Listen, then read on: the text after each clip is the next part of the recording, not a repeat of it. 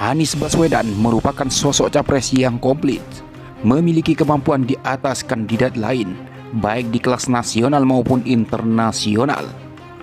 Oleh sebab itu, jika Anies jadi presiden yang ke-8, maka dengan kemampuan diplomasinya, Anies akan membawa Indonesia ke pentas global dan internasional. Bahkan menurut pakar luar negeri, tidak ada capres yang bisa saingi Anies dalam kemampuan berdiplomasi di pentas global.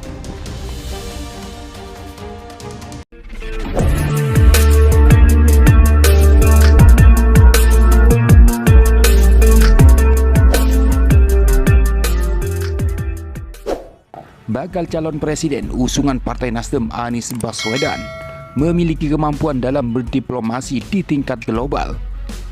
Bahkan di antara semua bakal calon presiden yang ada saat ini, tidak ada yang bisa menandingi mantan Gubernur DKI Jakarta tersebut dalam bidang ini.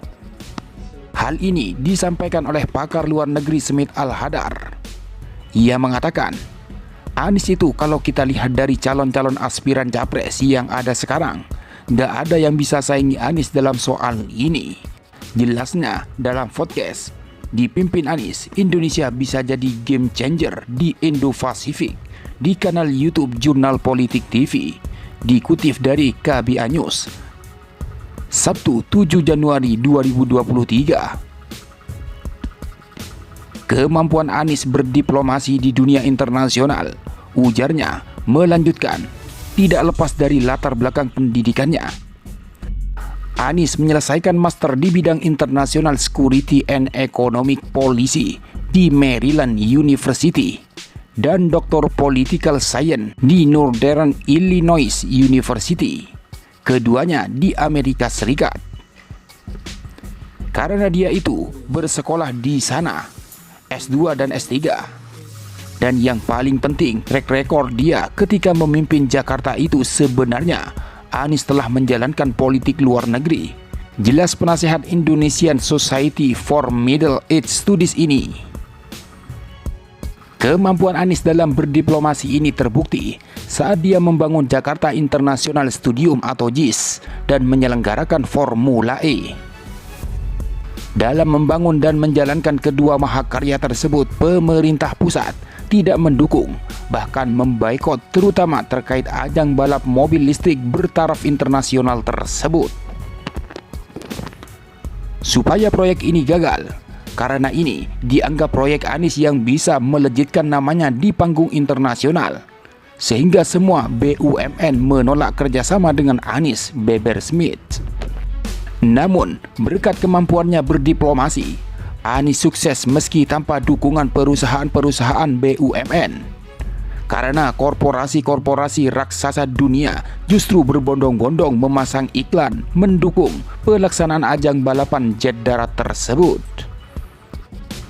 Itu tidak mungkin bisa berhasil kalau Anies tidak mempunyai kemampuan diplomasi, tegasnya. Contoh yang paling menarik adalah ketika Sekjen Perserikatan Bangsa-Bangsa atau PBB, Antonio Guterres takjub mendengar pidato singkat Anies selaku Gubernur DKI Jakarta pada April 2021 lalu. Usul Anies dalam pidato yang hanya 2 menit terkait kebijakan dari dampak perusahaan iklim langsung diterima oleh Sekjen PBB. Dan begitu habis mereka dialog, Sekjen PBB menyatakan, "Saya setuju dengan pandangan Anda," dan dia ikuti, terang Smith. Lebih jauh, Smith menjelaskan, dalam pergaulan internasional, ada banyak instrumen yang dilakukan sebuah negara dalam mempengaruhi negara lain. Pertama, lewat ekonomi, misalnya memboikot. Kedua, mempermalukan negara target dengan mengekspos kasus-kasus negara tersebut di dunia internasional. Ketiga, lewat perang. Keempat, melalui diplomasi secara umum. Nah, yang lain itu adalah diplomasi umum. Ini murah, resikonya kecil, tapi dia memerlukan kecanggihan, kecerdasan pemimpin sebuah negara. Karena dia nggak ada modal kecuali ngomong bagaimana mempengaruhi lawan bicaranya, ungkapnya. Di antara bakal capres, katanya lagi, tidak ada yang memiliki kemampuan seperti Anies Baswedan dalam berdiplomasi. Menurutnya, Indonesia akan diuntungkan kalau Anies yang menjadi pemimpin negeri ini periode mendatang. Ini kekuatan Anies, ini modalnya. Karena itu saya sangat yakin kalau Anies menjadi presiden Indonesia, Indonesia bisa mendapatkan keuntungan dari politik luar negeri itu. Karena lebih dari kapanpun di dunia global pada saat ini, politik luar negeri itu berperan penting, tandasnya. Sementara itu, menurut pakar politik Profesor Dr. TB Mazhar Jafar menilai, menarik untuk mencermati dukungan besar rakyat kepada Anies Baswedan untuk menjadi presiden 2024 mendatang. Hal ini bisa dilihat dari berbagai sambutan masyarakat atas kunjungannya ke berbagai daerah dan juga keberadaan kelompok relawan di seantero negeri ini. Dia mengatakan, ini menarik, mengapa rakyat itu begitu antusias?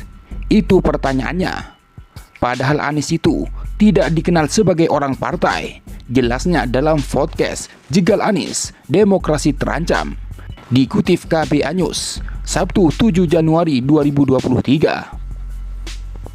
Menurutnya ada 3 kemungkinan kenapa rakyat mengangkat nama Anies yang kemudian belakangan dikukuhkan oleh Partai Nasdem sebagai capres pada 3 Oktober 2022 lalu. Dan 2 partai lainnya, Demokrat dan PKS, kini juga disebut bakal mengusung mantan Gubernur DKI Jakarta tersebut. Antusiasme rakyat ini dugaan saya ya, pertama harus diakui karena partai politik itu gagal di dalam mempersiapkan calon-calon pemimpin, beber ketua program Doktor Ilmu Politik Universitas Nasional ini. Meski Anies merupakan salah satu deklarator Ormas Nasional Demokrat, cikal bakal Partai Nasdem yang mengusung slogan Restorasi Indonesia, tapi Anies dikenal publik bukan karena partai. Anies begitu familiar di masyarakat setelah menjadi Gubernur DKI Jakarta.